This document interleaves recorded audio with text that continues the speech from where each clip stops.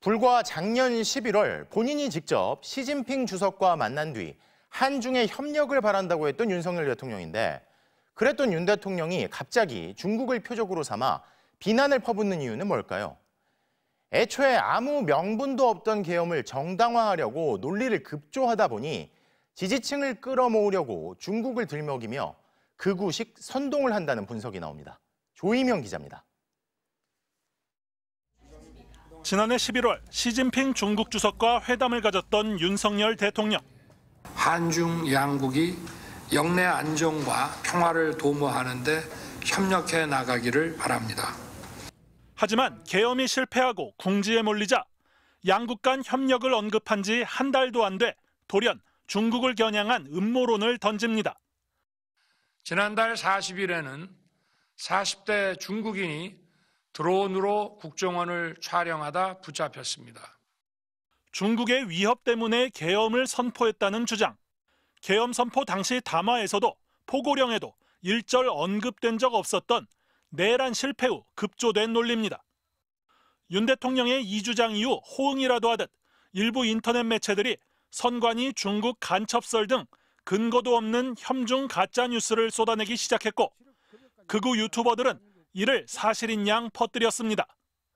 갑자기 탄핵 반대 세력이 중국을 공격하기 시작했습니다.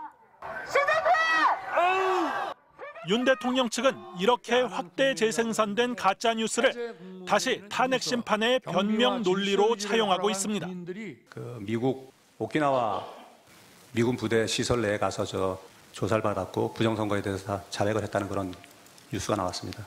그게 팩트이든 아니든. 팩트이든 아니든 상관없다. 혐중 아니면 간첩. 이른바 종북몰이로 대표되는 극우 세력 특유의 선동 방식이 비난의 명분만 북한에서 중국으로 바뀐 채 되풀이되고 있다는 분석이 나옵니다. 이른바 그 논리의 출발점은 북한이 주적이었거든요. 더 이상 이제 먹히지를 않으니까 거기서 이제 그 개발해낸 이제 중국 위협론을 두고 나온 겁니다. 노년층의 레드 컴플렉스와 중국의 한한령 이후 높아진 청년층의 반중 정서를 함께 자극해 지지세 키우기에 이용하고 있다는 겁니다. 대통령이 주도하는 이런 비난 공세에 중국은 불편한 기색을 숨기지 않고 있습니다.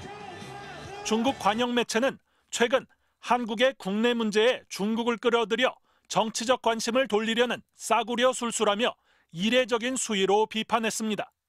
트럼프 취임 이후 국제사회의 불확실성이 어느 때보다 커진 상황에서 중국과의 관계 개선을 통해 수출 규제 완화 등 실리를 얻고자 했던 정부와 업계 입장에선 자신의 정치적 이득을 위해 근거도 없이 타국을 비방하고 외교 관계를 파탄내고 있는 대통령의 행보가 당혹스러울 수밖에 없습니다.